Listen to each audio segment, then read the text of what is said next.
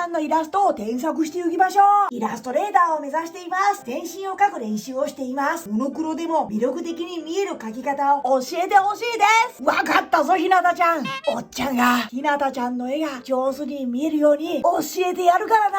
まずこの絵のいいと思ったところからお伝えします。女の子らしいよね。顔だけじゃなくって内股の立ちポーズとかハンドバッグを持ってるところとか全身から女の子らしさを感じます。それから表情がいいよね。この絵は朝登校中に出会った男の子に一目惚れした女の子っていうのを描いたんだって。この表情からそういう感じがするよね。ひなたちゃん、よう描けとるぞ。僕が一番注目したところは髪の毛の表現の仕方です。すごく面白い描き方だと思わない？外側が黒で、その次に白で、中央に掛け網が入れてあるんだよね。こういう髪の毛の描き方をする人っていないと思うんだよ。これが髪の毛に見えるかって言われたら正直見えないと思います。だけどもひなたさんはこれが面白いと思ってインスピレーションの思いつくままこんな風に描いたんだと思うんだよね。これが髪の毛に見えるか見えないか、リアルかリアルじゃないかっていうことじゃなくて、面白いと思ってこんな風にしたと思うんだよ。そこがおっちゃん素晴らしいと思ったぞ。絵が上手くなりたいという人はどうしても技術にこだわりがちなんですね。例えば髪の毛だったら髪の毛らしく見えるかどうかっていうことに注目しがちです。イラストレーターも漫画家も絵が上手になればなるほどこういう遊び心っていうのはどんどん失っていくんですよ。だけどひなたさんはこんな描き方をしたら面白いだろうなっていうセンスの部分を優先して描いてるんですね。これが素晴らしいと思いました。こういう気持ちっていうのは年を取っていったり絵が上手くなっていったら失っていく部分なので見習いたい部分だよね。おっちゃんここがええと思ったぞ。イラストレーターや漫画家は白黒でも自分の絵が魅力的に見えるコツというものを知っています。これさえ知れば大丈夫というポイントをお話ししながら絵を描いていきたいと思いますので、ぜひ最後まで見てください。この絵はひなたさんの元の絵の画風として置いておきたいので、この絵をトレースしていこうと思います。おっちゃんに任せとけ。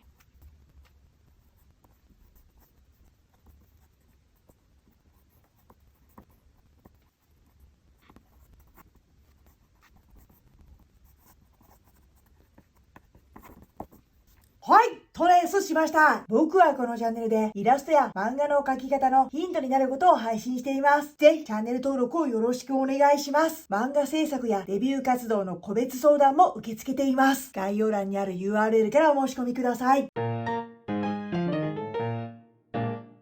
まず、この絵のどこが気になったのかを伝えていきますね。ひなたさんは全身を描く練習中だというふうに書いてあったので、首から下だよね。手とか胴体、足、いろいろ練習してると思います。だから今回の絵も全身の絵を送ってきてくれたんだと思うんだけども、突然ですが、ここで問題です。全身を描く勉強中のひなたさん、一箇所だけ気をつけて描けば、全体が上手に見えるうま見えポイントというものがあります。それは体の中のどの部分でしょう？答えは10秒後。ゆっくり考えたい人は動画を止めて考えてくださいね。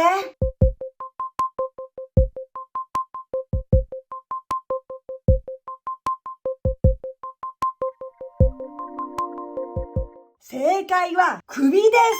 当たったかな？これが分かった人は絵がうま見えするポイントをよく知ってる人だと思います。首っていうのは顔と体の連結部分になるわけだよね。ここが正しくないと首から下が全部おかしくなっていってしまうって言ったらいいのかな。首のあたり、ここっていうのは顔に近いということもあって手の先とか足の先よりも注目される部分なんだよね。だから顔に近いこのあたり、首、肩あたりかな。この辺がうまく描けてると、それだけできちっとした絵に見えるようになっていきます。首の位置の描き方については、おっちゃんのキャライラスト劇的改善テクニック100の49から50ページにも書いてある。参考にしてくれ。顔だよね、やっぱりね。顔が一番見られるとこなんで、整えていきましょう。真正面じゃなくて、ちょっとこっち向いてるんで、右利きの人は、こっち向きの顔の方が描きやすいんで、右利き。なので、ちょっと右向いてる感じにしようかね。絵が小さいんで、整えるのが難しいんだけど。登校中に出会った男の子に一目惚れしたって書いてあったからね。恥ずかしそうな表情ってことだよね、ちょっとね。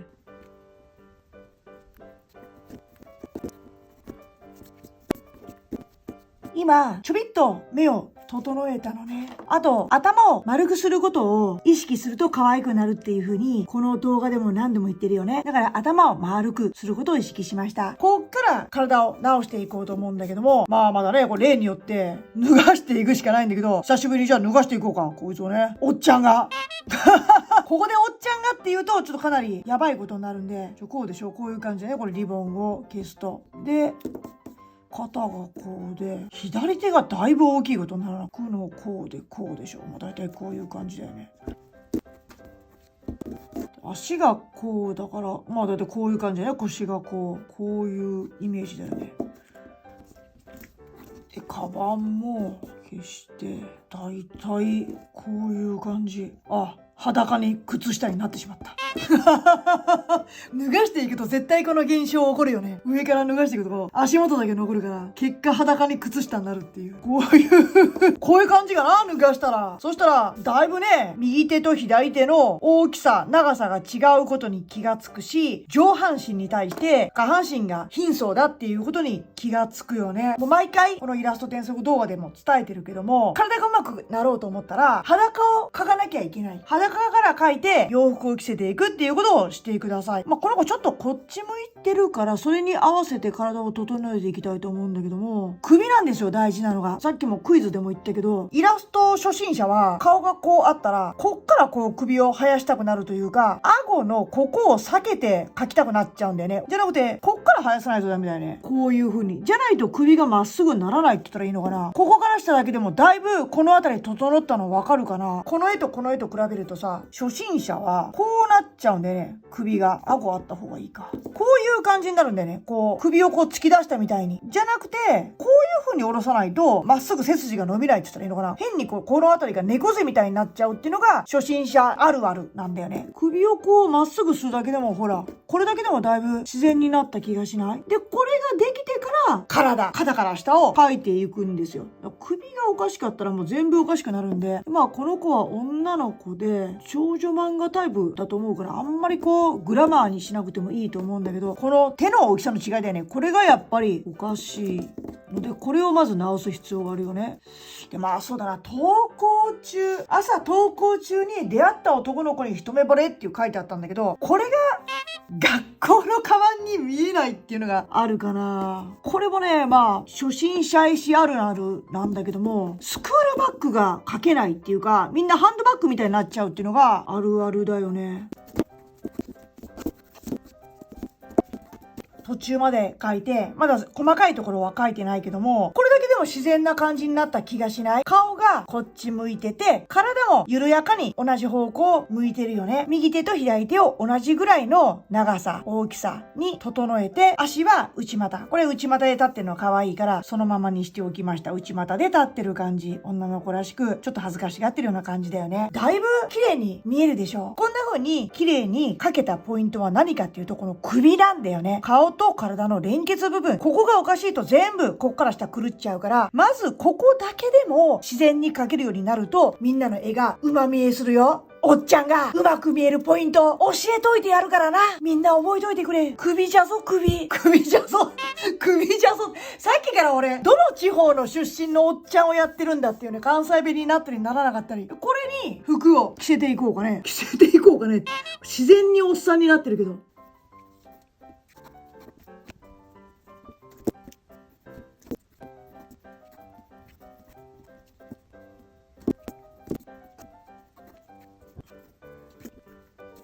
よく見ると、袖のところにフリルがついてるんだよね。カバンにも唐草模様みたいな、唐草模様じゃないから、なんだろう、花のツタみたいな模様がついてるんだけど、あんまりね、まあ普通の学校ではこういう風なデザインっていうのはないんだけど、日向さんのオリジナルデザインというかね、普通の学校じゃない個性を出したかったのかもしれないので、これもこのまま書いておきたいと思います。制服でこんなとこにあんまりフリルってないと思うんだけど、デザイン的にちょっとこうお嬢様みたいな感じを出したかったのかなとも思うので、同じようにここにフリルを足して、このスクールバッグの両端だよね。これも、まあ、例えばこの子がお嬢様学校に通ってるとか、なんかそういう風な特別な学校だったら、ここに学校ならではの模様が入ってるっていうのも悪くないと思うので、なんかちょっとこう似たような模様をつけておこうと思います。こんな感じでどうじゃひなたちゃん。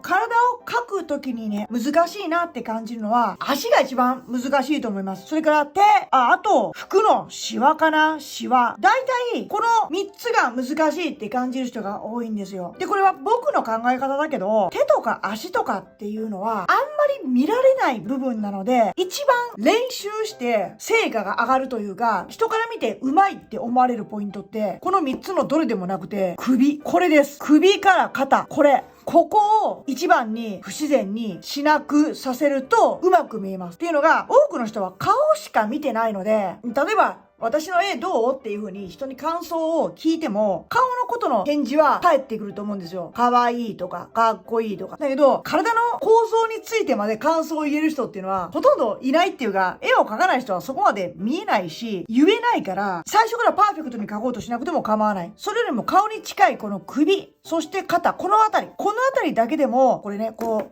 自然に描けるようになるだけでもだいぶうまく見えます。例えば、この絵も体隠すね。そしたら、もうこっから歪みが見えるでしょ。首と肩がなんかずれてるような感じに見えるって言ったらいいのかな。この辺りだけを練習する。まずね、最初のポイント。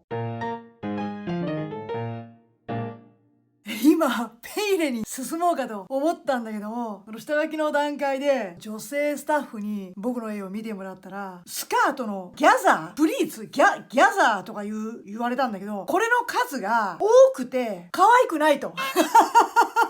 こっちみたいにひらひらの数を減らしてみたらどうかって言われたんで、確かにそう言われると、だいぶこの辺の印象が違って見える気もするので、減らしてみます。これの数が少ない方が可愛いらしいです。おっちゃんわからんから、その辺。これじゃあ、倍ぐらいの大きさにしようかな。なかなかこうね、女の子のこの感覚がね、なかなか難しいんよ、これが。俺ファッションセンスにね、自信があるわけじゃないからね。でも確かに、本当だ。これが数が変わるだけで、だいぶ印象変わるね。へえ、そんなもんなんだな。しみじみ。だから女の人の服装のデザインがいっぱいあるんだね。無限にあるもんね。確かに、本当だ。ちょっと子供っぽい感じになるね。これが減らすと。不思議だな。面白い面白い。ちょっと勉強になったな。これで女性スタッフにもう一回見てもらいます。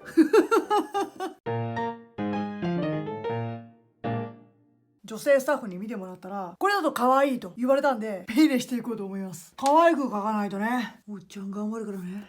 あんまり線が太くならない方がいいよね。柔らかめの線でいきたいなと思ってるんだけど、俺の線がね、硬いんだよ、もともと。ガチガチの線なんで、柔らかい線っていうのがね、すごい苦手なんだ。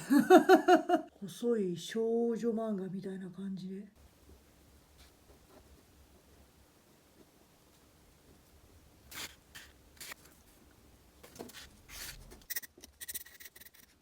今これ何をしてるかというと、ペン先が減ってないかどうかっていうのを確認してます。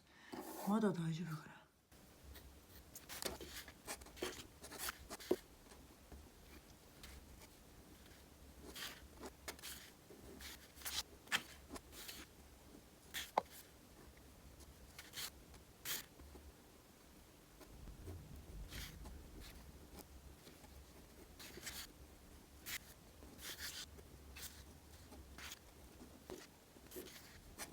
おーおー、今何をおうと言ったかというと、ここに自分の癖が出てしまった。俺の線ってめちゃくちゃ硬いのよ。硬い線とか柔らかい線って何が違うか分かんないっていう風に思うと思うんだけど、なんつうかな、俺はナイフで切ったような線が好きなので、パキンとしてるっていうか、こう強弱がはっきりしてて、こういう感じの線が好きなんですよ、俺。だから自分でペン入れする時って人物がこういう感じで惹かれるのね。だけどこういう少女漫画とか女の子描く時ってこういう線ってあんまりよろしくなくて、っていうのが女の子が可愛く見えないから、こういう硬い線っていうのはなんかもっとこうふわーっとこうふわーんとふわーんみたいな。これでもまだ太いな。なんかもっとこうふわふわした感じの、あんまり強弱も強くなくてさ、柔らかいふわーんとした感じの線の方が合ってると思って、それを意識してんだけど、ここでグッて力入れちゃったカチッてやっちゃった俺の癖が出ちゃった。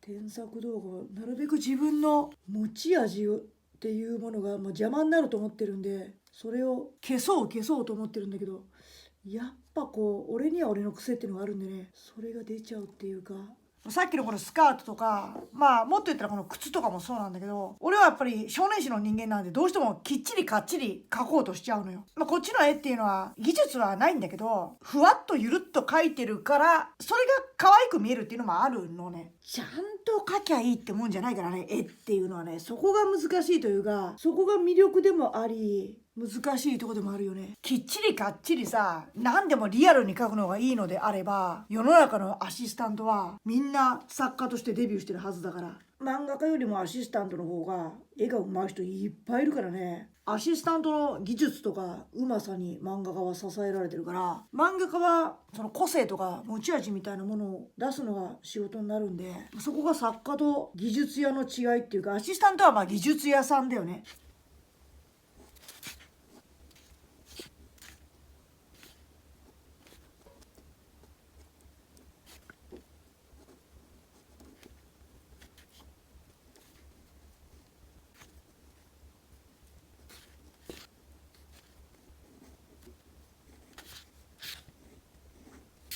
男性誌ではこの靴下と足の境目をムニッとこんな風に描くのが女性の足の肉体感が出るっていうか、一旦ここへっこませて絞ったみたいに描くのがよく使われる手法なんだけど、これは少女漫画女性向けの絵だと思うから、ここをちょっとどうしようか迷ってんだけど、あんまり女性向けのやつでこんなムニムニさせるのもなんか肉感的すぎていやらしくなるんで、まっすぐ下ろそうかな。もうね、靴下との境目はつけないでおこうかなと思います。ちょっと今また気がついたけど、足のさ、これも俺描きすぎなんだろうな。こうでいいんだろうね。足なんてここがなしっていうか、俺ついさ、こう出しちゃうの。これが好きだからさ。人間の足っていうのはここが骨が出てて、これがある方がリアルなんだけど、でもこの絵にこれ必要ないんだろうね俺今描いてから思ったけどさ、余計なリアリティだよねこれね。これも俺の描き方が出ちゃってるっていうかね。まあいいか。これいらないと思う人は書かなくていいからねこれ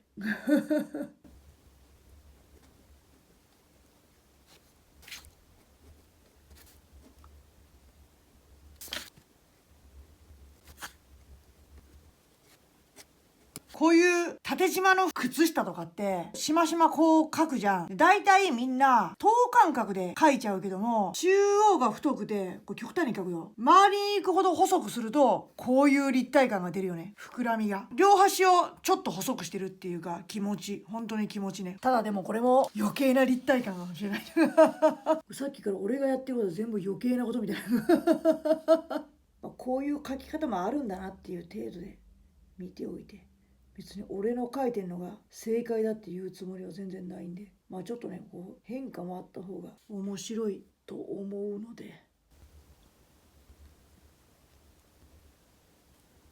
このツタが書いてあるスクールバッグを持ってたら、あの学校は〇〇お嬢様学校だみたいなね感じがねするかもしれない。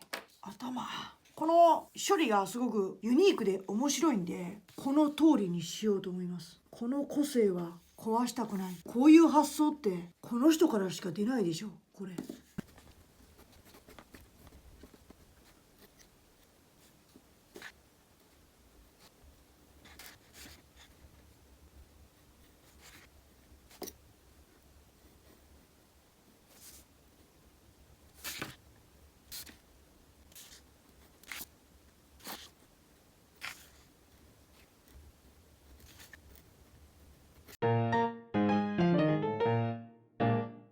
一旦消しゴムかけます。消しゴムかけてからこの髪の毛の黒いところを塗っていくね。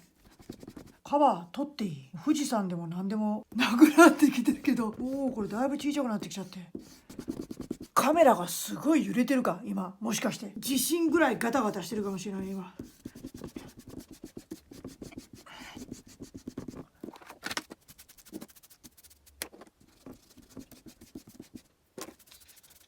なんで消しゴムかけてからベタを塗るかっていうと、ベタ塗ってから消しゴムかけるのってあんま良くなくて、黒く塗ったらその上から消しゴムかけるとビヤってインクが伸びやすいでしょ。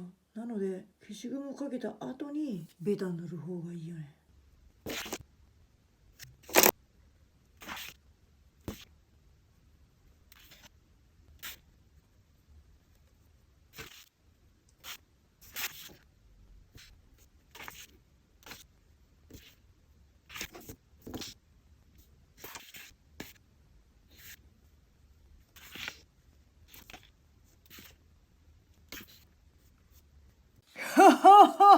いやー、面白いね。こんな髪の毛の塗り方したことないわ。初めてするな、こういう処理は。ユニークだよね。これはでも、すごい斬新だと思う、俺。ひなたさん。すごいな、ひなたちゃん。おっちゃん、感動しとるぞ。これすごい個性だよね、この塗り方って。これどんな絵の描き方の本にも載ってない塗り方だよ。いや、素晴らしい。こういう感性をね、やっぱ大事にしないといけないよね。これは面白いわ。ユニークだわ。こっからもうちょいペンを整えていくね。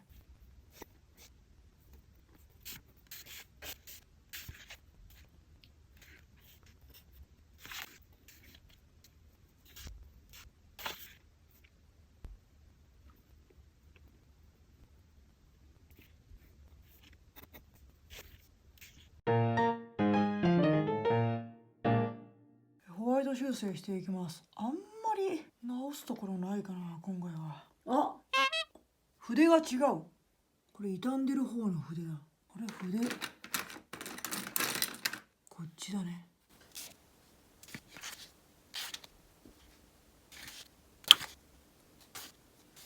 これ消しとこうか。俺の癖を消そう。ぐっとね、ここ太くなっちゃった。この胸の線を消しますね。こっち側に書いてあったんで、俺も同じように書いたんだけど、女性向きの漫画にしてはこの線はいらないかなと思って。女の子向けのね、漫画はそんなに胸元を強調しなくてもいいと思うので。トーン貼っていこうと思うんですが、モノクロでも魅力的に見える描き方を教えてほしいということなんですけども、イラスト初心者はこの白黒の絵を描くと真っ白の塗り絵みたいになってしまうか、真っ黒で暗い印象になってしまうか、どっちかになりがちなんですね。それの解決法はこんな風に考えてほしいんですよ。白黒の絵っていうのは白と黒と灰色からできてるわけですよね。基本その3色だと思ってください。カラー原稿が赤青黄色だったら、白黒原稿は白黒灰色、その3色で構成されてると思ってほしいんですね。ひなたさんの絵もこの白い部分とこの真っ黒の部分とで灰色に見える部分、これがあるから悪くはないんですよ。この辺いい感じに見えると思いませんか？だけどこの辺になってくるとなんとなく物足らなくって塗り絵みたいに見えますよね。その違いは、ここは白黒灰色の3色があるからなんですよ。でこっちは白しかないから物足らないんですね。これとこれの違い分かります？こっちはいい感じ、こっちは物足らない。なぜなら白一色だからっていう風に考えるとちょっとヒントになるんですね。灰色も1色ではなくて2色の灰色があると思ってほしいんですよ。濃い灰色と薄い灰色、白、薄い灰色、濃い灰色、黒、この4段階を作るように意識すると、塗り絵みたいに真っ白になってしまったり、真っ黒すぎて陰気な絵になってしまったりっていう風なことがなくなります。この4色を作るようにしてほしいんです。今この絵で言うと、真っ白の部分と真っ黒の部分とあるじゃないですか。髪の毛のここの部分が網みたいになってるんで、ちょっと灰色には見えますよね。これでもなんとなくまだ物足らない気がしますよね。それは白の部分が圧倒的に多いっていうことと、灰色でも2色ないからなんですね。この1色しかないんですよ。なので今からこの白、薄い灰色、濃い灰色、黒、4つを意識してトーンを貼っていこうと思います。これは手書きの人もデジタルの人も考え方同じなんで、漫画原稿を書きたいっていう人は覚えておくといいと思います。漫画はね、白黒だからね、ほとんど。リボンだったら赤とか、スカートだったら紺色とか、白黒写真になった時に色が濃いから濃い灰色で写りそうな気がするじゃないですか。なので、この辺は濃い灰色にしようと。スクールバッグ、これバッグにもよりますけども、水色のススクールバッグとかだったら、水色は白黒写真にすると薄い灰色で写りそうですよね。そしたらこれは薄い灰色にしようかと。そんな風に考えるとこの4色が考えやすくなります。ちなみにこれはうんこじゃないからね。これソフトクリームだから。ソフトクリームのこの上の部分だからね。これは誤解しないでね。そんなうんこなんで下品なものはこのハイドチャンネルには出てこないんで。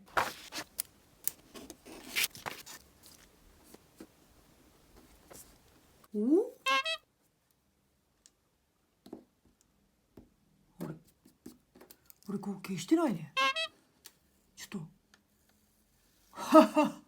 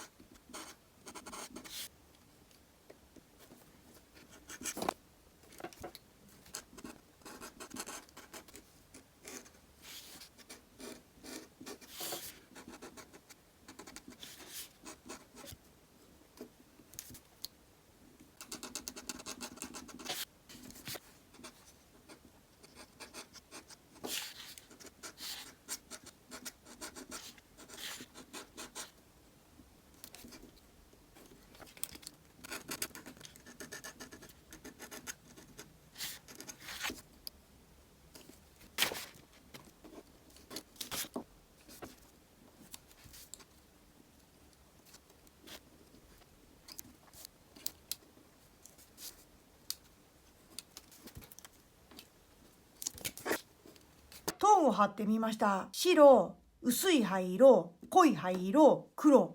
この4色を作ることを意識したら、だいぶ塗り絵っぽい感じはなくなったと思います。これがコツです。で、あとはね、こっからどれぐらいこだわるかっていうのは、その人の作風次第になってくるって言ったらいいのかな。これぐらいの可愛いイラストだったら、あんまりベタベタ貼りすぎるのは良くないと思うし、リアルな劇画風だったらもっともっと貼り込んで細かい陰影を作った方がいいと思うし、あとはその人の画風次第ってことになるかな。俺が気になってるのはここなんだよね。この顔の奥に網が描いてあって暗めのトーンが貼ってある。多分顔の後ろにあるというか奥にある部分だから暗くしようと思ってこんな風にしたんだと思うんだよね。だけど顔の周りがあんまりうるさいとせっかくの顔が目立たなくなってしまうので、ここはそうだな、どうしようかな。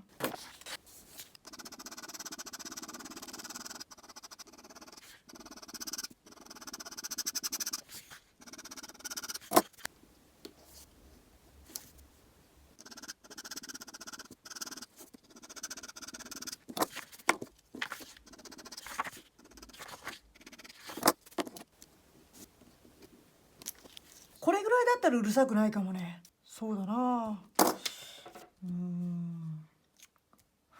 俺的にそうだな。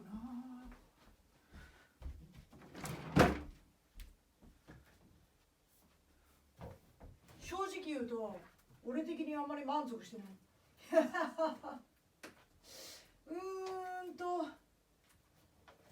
なんかもうちょいポップにしたいっていうか、これが一つの例だと思ってください。これ一個完成形というかオーソドックスな形で、俺的にちょいね実験してみてもいい？ちょっと遊びたいというか、もうちょいポップな仕上がりにしたいのね。なんかこの髪の毛の加工の仕方が変わってるから、でもこの上半身に比べて下半身に遊びが少ないなと思ったんで、俺的にこういうちょっと粗めなトーンでちょっとこういうのをさスカートに貼ってみてもいい？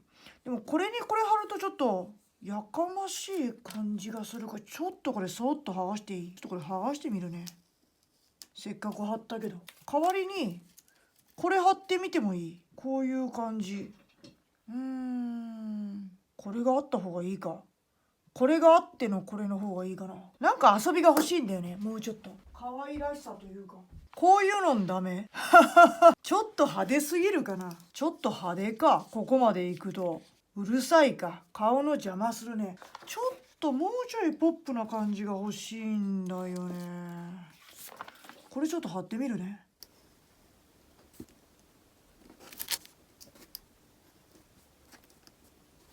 こういうのも可愛いよね。ちょっとチカチカするかな。やっぱこれを貼るか。やっぱり落ち着かせるためにちょっとこういうのやってみようか。俺的に靴下とか貼っていきたくなったりとか、人物の影だよね。首の下とかこの足元とかもっともっと貼っていきたくなっちゃうんだけど、あんまり貼るとこの人の絵の空気じゃなくなっていきそうな気がするんで、この辺でちょっとやめときます。スカートはちょっとね、遊びで二重張りにしてみました。これがいいっていうつもりはないんだけど、こっちの頭に遊び心があるから、ちょっとこっちもね、ちょっと違うことしてみました。はい、完成しました。輪郭や頭の形を正確にして丸さを意識してみました。体の正確さを出すために首元をまっすぐにしました。左右の腕の長さを整えました。足を地面についてるようにしました。持ってるバッグをスクールバッグに見えるようにしました。お腹から下が真っ白で塗り絵のようになっていたのでトーンを貼って加工をしました。スカートはドットが粗いトーンを二重張りにして頭の個性的な表現のように遊び心を加えてみました。どうだひなたちゃん、おっちゃんの描いた絵、ひなたちゃんの絵の勉強のヒントにしてくれよな。